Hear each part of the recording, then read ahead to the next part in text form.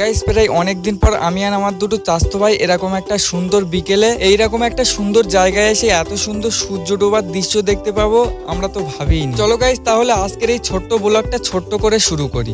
Guys বিকালবেলা বেরিয়েছিলাম আমি আর আমার দুটো চাস্তো ভাই, আর সাথে ছিল দুটো সাইকেল। কারণ গাইস হেঁটে হেঁটে তো বেশি দূর যেতে পারবো না, ওই জন্য সাইকেল দুটো নেওয়া। গাইস বেশ কিছুক্ষণ যাওয়ার পর আমরা চলে আসলাম সেই লোকেশনটায় এসে দেখলাম আমার একটা চাস্তো ভাই হুইলি তোলার চেষ্টা করলো, কিন্তু হুইলি তুলতে গিয়ে সে পড়ে গেল। ডিপ্রেশন।